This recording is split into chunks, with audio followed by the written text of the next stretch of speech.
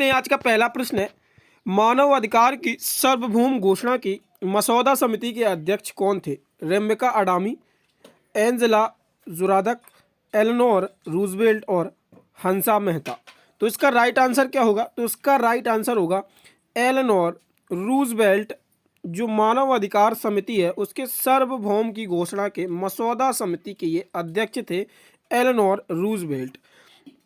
जो ये संयुक्त राष्ट्र महासभा है इसका स्थापना कब हुई था? तो 10 दिसंबर 1948 को मानव अधिकार की सर्वभौम घोषणा को अपनाया गया था। विश्व भर में प्रतिवर्ष 10 दिसंबर को मानव अधिकार दिवस मनाया जाता है और इसका जो हेडक्वार्टर है वो कहाँ पे है? तो इसका हेडक्वार्टर है वो जिनेवा में है। और वर्तमान समय में जो मानव अधिकार के अध्यक्ष हैं वो कौन है? तो ये है वोल्कर तुर्क। ये ऑस्ट्रेलिया के हैं वोल्कर तुर्क। इसका हेडक्वार्टर कहाँ पे है? जिनेवा में। अगला प्रश्न देखते हैं। अगला प्रश्न है, ये सीरीज आप लोगों की एसएससी बूस्टर सीरीज है जो आप लोगों के एसएससी जीडी एग्जाम के लिए बहुत ही ज़्यादा महत्वपूर्ण होने वाली है। इस सीरीज में हम आपका 10 प्रैक्टिस सेट कराएंगे, मिक्स प्रैक्टिस सेट, जो आपके एक्सपेक्टेड क्वेश्चन बन सकते हैं।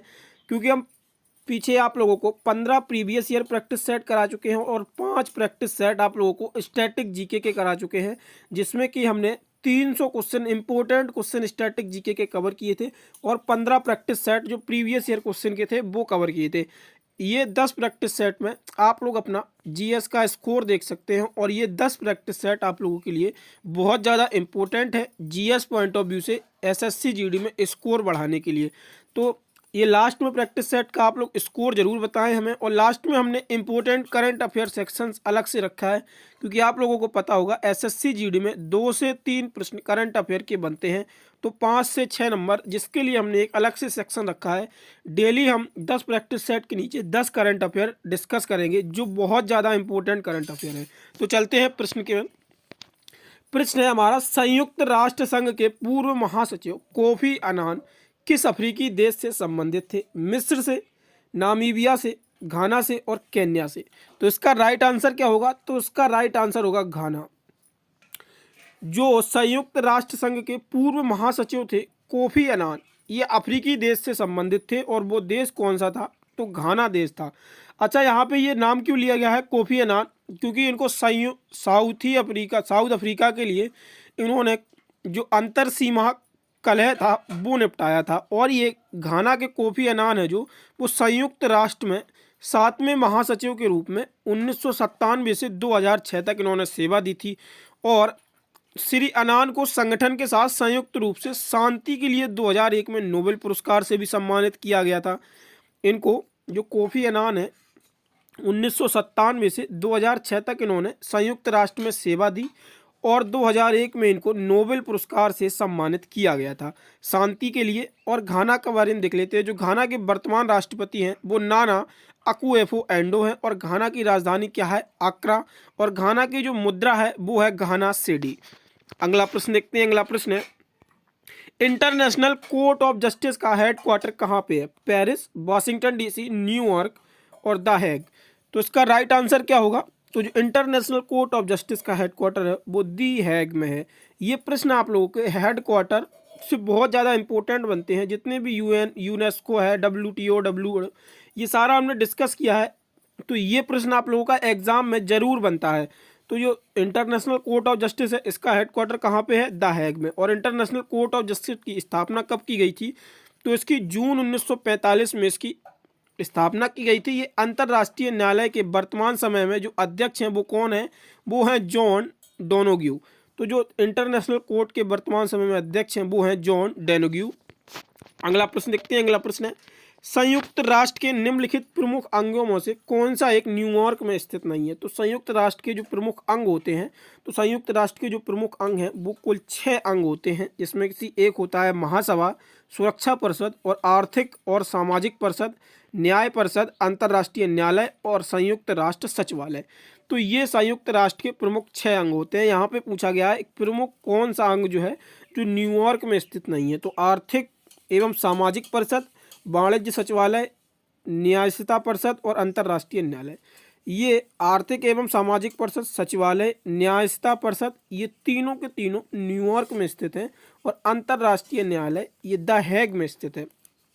अब यहाँ पे आपको संयुक्त राष्ट्र की जितनी भी 6 बॉडी होते हैं, इनमें से जो आर्थिक और सामाजिक परिषद के अंतर्गत आने वाली एजेंसियां हैं, जैसे कि WTO, ILO, FAO, WHO, IMO और WIPO, ये सारे के सारे मुख्यालय देख लेते हैं। ये बहुत ज़्यादा इंपॉर्टेंट होते हैं पॉइंट ऑफ व्यू से, तो एक प्रश्न में आपका सारा यहाँ से कवर हो जाएगा।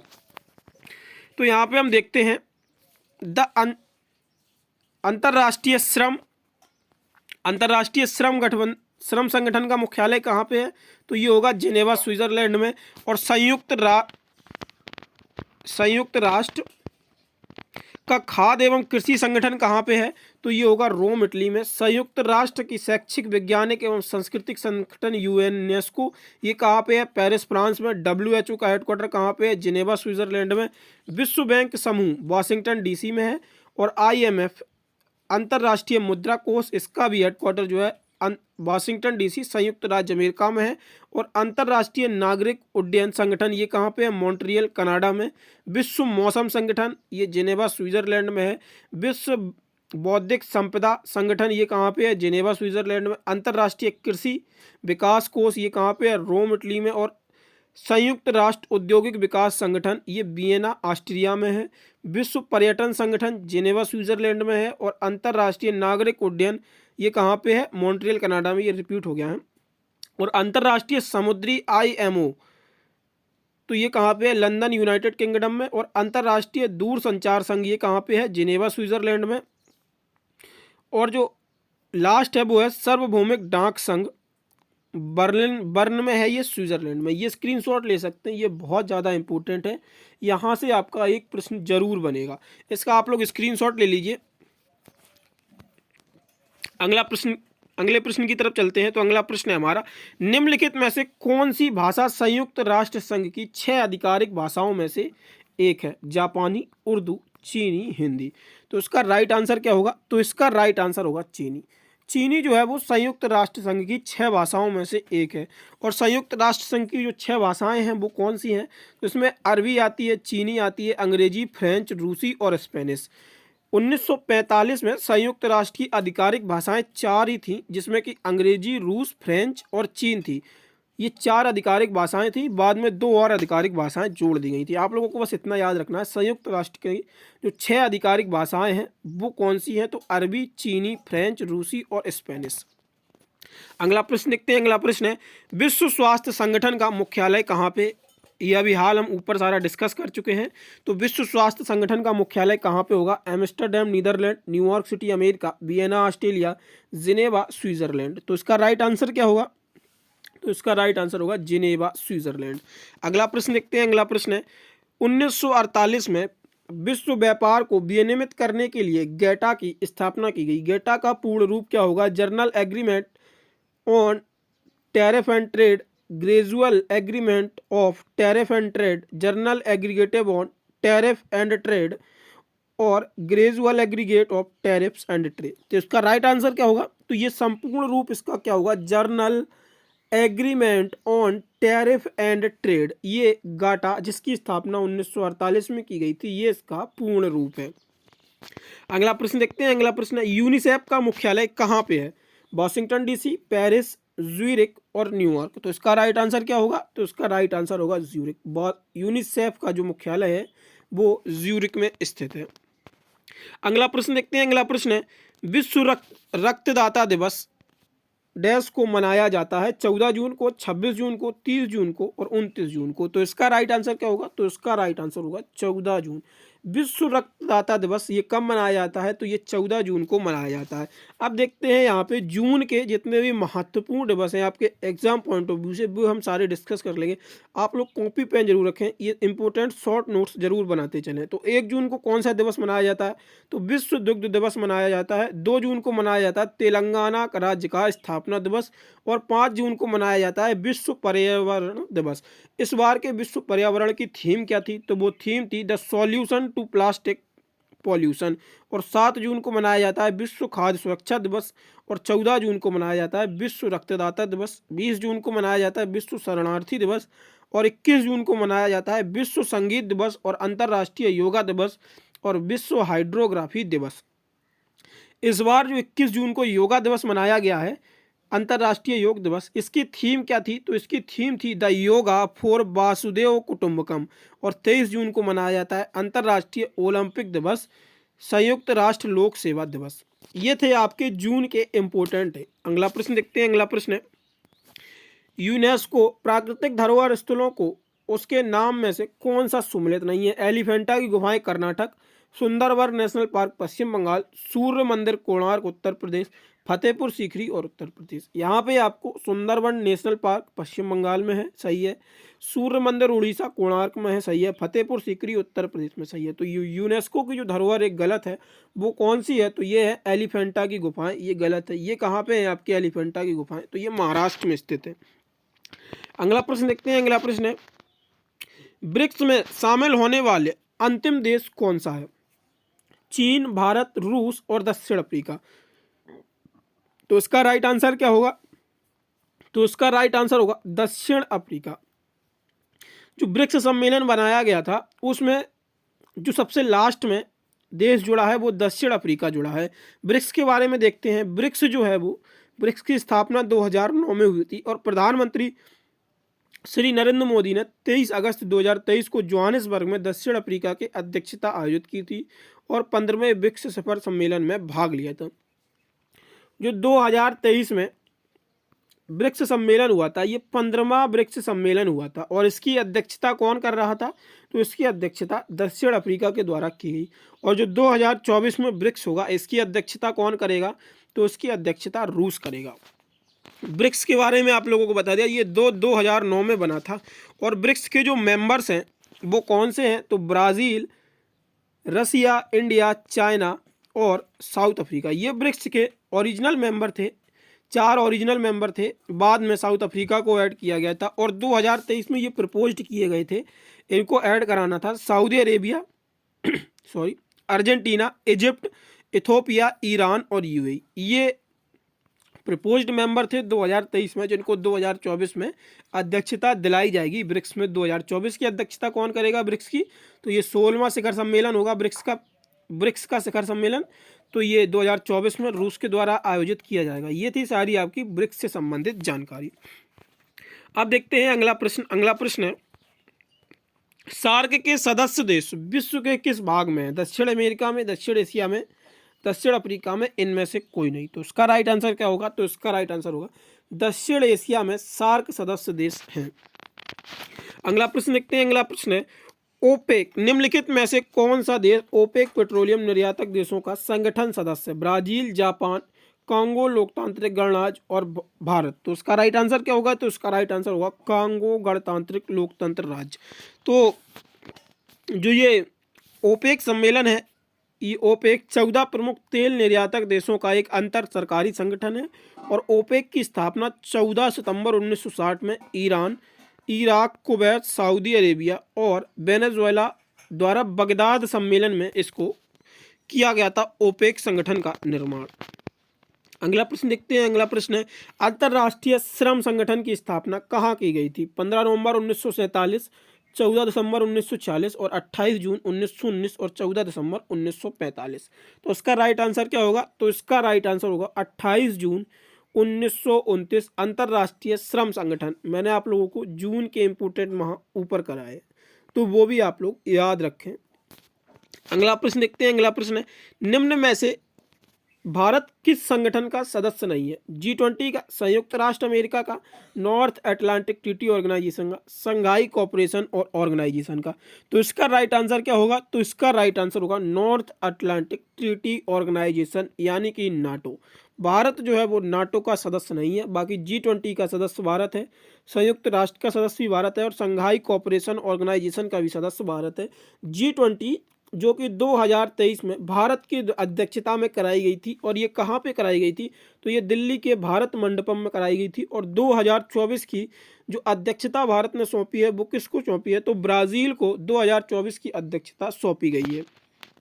अगला प्रश्न देखते हैं। यहाँ पे आप लोगों को इंपॉर्टेंट इन्फॉर्मेशन बता दें, अगर आप लोग ऑनलाइन टेस्ट देना चाहते हैं इन प्रश्नों का, या daily current affair, weekly current affair, monthly current affair और टॉपिक वाइज जीएस और एसएससी जीडी के जो प्रैक्टिस सेट डाले गए हैं मॉक टेस्ट के फॉर्मेट में, वो आप लगाना चाहते हैं तो हमारी वेबसाइट www.घंटाजॉब पर आप लोग ये सारे के सारे फ्री ऑफ कॉस्ट चीज़ें कर सकते हैं। Daily, weekly, monthly, topic wise GS और जो ये वीडियो में प्रश्न बताए जा रहे हैं इनका भी टेस्ट आप लोग दे सकते हैं, और एसएससी जीडी के मॉक टेस्ट भी लगा सकते हैं। वहाँ पे हम लोगों ने 10 एसएससी जीडी के mock test free of cost provide कराए हैं, तो आप लोग इस वेबसाइट से जाके वहाँ पे दे सकते हैं। नहीं तो आप लोगों को वेबसाइट का लिंक जो है वो डिस्क्रिप्शन में मिल जाएगा, वहाँ से आप लोग वेबसाइट पर जा सकते हैं। अगला प्रश्न देखते हैं। अगला प्रश्न है डैश भारत के महाराष्ट्र राज्य में स्थित एक धार्मिक स्थल है, शिरडी, राजगीर, सोमनाथ, कुशीनगर। तो महाराष्ट्र में जो स्थित स्थल है वो है शिरडी। अगला प्रश्न देखते हैं। अगला प्रश्न है निम्नलिखित में से कौन संविधान के अनुच्छेद 12 के अंतर्गत राज्य, क्षेत्रीय श्री गांधी आश्रम खादी भंडार, संवैधानिक एवं संसदीय अध्ययन संस्थान, शैक्षणिक अनुसंधान एवं प्रशिक्षण परिषद, दिल्ली स्टॉक एक्सचेंज। तो इसका राइट आंसर क्या होगा? तो इसका राइट आंसर होगा दिल्ली स्टॉक एक्सचेंज। अगला प्रश्न देखते हैं। अगला प्रश्न है मूल अधिकारों के प्रयोजन के लिए शब्द राज्य में सम्मिलित नहीं है। इलाहाबाद विश्वविद्यालय, भारतीय बीमा निगम, उत्तर प्रदेश राज्य विद्युत बोर्ड, संवैधानिक एवं संसदीय विषयों का अध्ययन संस्थान। तो इसका राइट आंसर क्या होगा? तो इसका राइट आंसर होगा संवैधानिक एवं संसदीय विषयों का अध्ययन संस्थान। ये राज्य की परिभाषा में मूल अधिकारों में प्रयोजन शब्द में सम्मिलित नहीं है। अगला प्रश्न देखते हैं। अगला प्रश्न निम्नलिखित में से कौन धारा 12 के अंतर्गत राज्य की परिधि में नहीं आता है? केंद्र सरकार, राज्य सरकार, पटना विश्वविद्यालय, एक भगवान की मूर्ति। तो इसका राइट आंसर क्या होगा? ये एक भगवान की मूर्ति है। यहाँ पे आपको धारा 12 समझाना अंतर था हमारा। तो ये एक अंतर्गत, राज्य के अंतर्गत परिधि में नहीं आते हैं। केंद्र सरकार, राज्य सरकार और पटना विश्वविद्यालय ये राज्य परिधि के अंतर्गत आते हैं, लेकिन एक भगवान की मूर्ति जो है वो राज्य परिधि के अंतर्गत नहीं आती है। अगला प्रश्न देखते हैं। अगला प्रश्न है प्रसिद्ध तिरुमाला मंदिर किस पहाड़ी पर स्थित है? शेषाद्री, नीलाद्री और नारायणदी और वेंकटाद्री। तो इसका तिरुमाला मंदिर जो है वो वेंकटाद्री पहाड़ी पर स्थित है। अगला प्रश्न देखते हैं। अगला प्रश्न है प्रसिद्ध कैंटन टावर किस देश में स्थित है? चीन में, तुर्की में, कुवैत में, दुबई में। तो इसका राइट आंसर क्या होगा? तो इसका राइट आंसर होगा चीन में। अगला प्रश्न देखते हैं। अगला प्रश्न है गोल्डन रॉक पगोड़ा किस देश में स्थित है? श्रीलंका में, म्यांमार में, नेपाल में, चीन में। तो इसका राइट आंसर क्या होगा? तो इसका राइट आंसर होगा म्यांमार में। जो गोल्डन रॉक पगोड़ा है ये म्यांमार में स्थित है। अगला प्रश्न देखते हैं। अगला प्रश्न फाउंटेन ऑफ वेल्थ किसे कहा जाता है? सिंगापुर को, थाईलैंड को, सऊदी अरब को, लंदन को। तो फाउंटेन ऑफ वेल्थ के नाम से किसको जाना जाता है? तो इसका राइट आंसर होगा सिंगापुर को। अगला प्रश्न देखते हैं। अगला प्रश्न है आप लोगों का सबरीमाला श्री अयप्पा मंदिर किस राज्य में स्थित है? आंध्र प्रदेश, तमिलनाडु, कर्नाटक, केरल। तो इसका राइट आंसर क्या होगा? तो इसका राइट आंसर होगा केरल। सबरीमाला मंदिर जो है ये केरल में स्थित है। अब देखते हैं आज का प्रश्न आप लोगों के लिए, जो इसका आंसर आप लोगों को हमें कमेंट बॉक्स में बताना है। और इस प्रश्न के बाद हम लोग देखेंगे करंट अफेयर के इंपॉर्टेंट क्वेश्चन। किस देश के प्रधानमंत्री के निवास को टेम्पल ट्रीज कहा जाता है? नेपाल, म्यांमार, श्रीलंका, बांग्लादेश। तो इसका राइट आंसर आप लोगों को हमें कमेंट बॉक्स में बताना है, और अपना स्कोर हमें जरूर बताएं आप लोगों का स्कोर कितना रहा है। तो आप देखते हैं इंपॉर्टेंट करंट अफेयर जो आपके एग्जाम में पूछे जाने की 100% संभावनाएं हैं। इंपॉर्टेंट करंट अफेयर में देखते हैं तो पहला करंट अफेयर है आईसीआईसी बैंक ने मनी टू इंडिया लॉन्च किया है। ये कहाँ पे लॉन्च किया गया है? तो ये कनाडा में लॉन्च किया गया है आईसीआईसी बैंक के द्वारा मनी टू इंडिया। डिजिटल आपूर्ति के लिए स्मार्टफोन योजना लॉन्च की गई है यस बैंक के द्वारा। सम्मान रुपए क्रेडिट कार्ड ये इंडसइंड बैंक के द्वारा योजना शुरू की गई है। और भारत किर्गिस्तान के बीच ज्वाइंट एक्सरसाइज खंजर अभ्यास का 11वां सत्र किया जाए। बहुत ज़्यादा इम्पोर्टेंट है। ये खंजर एक्सरसाइज है जो वो भारत और किर्गिस्तान के बीच की गई है। और 2024 का ग्लोबल फायर इंडेक्स जारी हुआ है। इसमें पहले स्थान पर कौन रहा है? तो पहले स्थान पर यूएसए और चौथे स्थान पर भारत रहा है। दूसरे स्थान पर कौन रहा है? तो दूसरे स्थान पर इसमें होगा रसिया, तीसरे स्थान पर होगा इसमें चाइना, चौथे स्थान पर रहा है भारत। और अगला है फ्रांस के नए पीएम बने हैं ग्रेविटल ये इटल भारत के जो फ्रांस के पीएम हैं वो बने हैं। और उत्तर प्रदेश में प्राण प्रतिष्ठा मंडल उत्सव ये शुरू किया गया है। ये कितने दिन का चलेगा? तो ये 42 दिन चलेगा। मंडल उत्सव, महामंडल उत्सव प्राण प्रतिष्ठा। भारत ने ग्रीन फ्यूल अलायंस ये साझा किया है, तो ये डेनमार्क के साथ भारत ने ग्रीन फ्यूल अलायंस किया है। और उत्तर प्रदेश में जो सीएम फेलोशिप योजना है वो शुरू की गई है। और 22 जनवरी को राम मंदिर का उद्घाटन भी किया गया है। ये थी आपकी इम्पोर्टेंट करंट अफेयर। और इस प्रश्न का आंसर हमें आप लोग कमेंट में ज़रूर बताएं और अपना स्कोर बताना ना भूलें कि आप लोगों का स्कोर कितना रहा है। तो ऑनलाइन टेस्ट देने के लिए आप लोग वेबसाइट से भी जुड़ सकते हैं और पीडीएफ प्राप्त करने के लिए आप लोग हमारे टेलीग्राम को भी ज्वाइन कर सकते हैं। वीडियो पसंद आई हो तो वीडियो को लाइक करें और अपने दोस्तों के साथ ज़्यादा से ज़्यादा शेयर करें और चैनल को भी सब्सक्राइब करें। धन्यवाद।